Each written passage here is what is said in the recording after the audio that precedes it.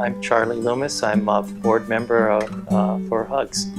I joined the board just a couple of years after I started at Alexander and Baldwin, and it's been 27, 28 years for me at A&B now. So that's my benchmark. HUGS was about 10 years old when I joined, and I was told that a group of local residents, they were affiliated with the Unity Church by Diamond Head, as I recall.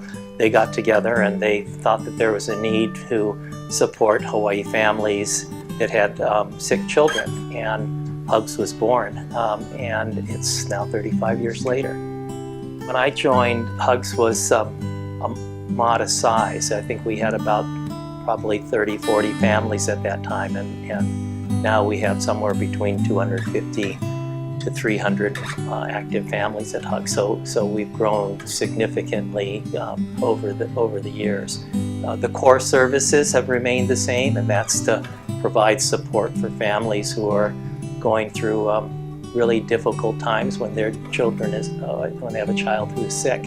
The way that I've always sort of looked at HUGS from the very onset that is so unique, and such a cool thing about HUGS is that it's born and raised in Hawaii and a grassroots thing. I liken it to a family having trouble in the neighborhood, and the neighbor brings a pot of stew and rice across the street to help out.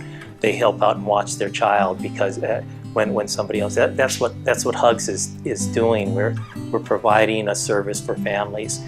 It's wonderful to be able to see the families interacting. It's really neat that when we do the dinners, we are able to talk to the families, and that's what really kind of keeps me going, is when we do something like that and we talk to the families. They are so appreciative. Really, all you need is a thank you from a parent, and that gets you re-energized. Where do I see HUGS in the next 5, 10 years? Well, I'd like to think that we'd have a lot of money so that we can really expand our services and provide help to even more families. We have families on the outer islands, and that provides challenges. It presents opportunities, provides challenges. But hopefully we can have more of a presence on the neighbor islands and get the families interacting better, because peer support is really the cog, the main thing about the HUGS services. We've been really lucky to have terrific community support over the years.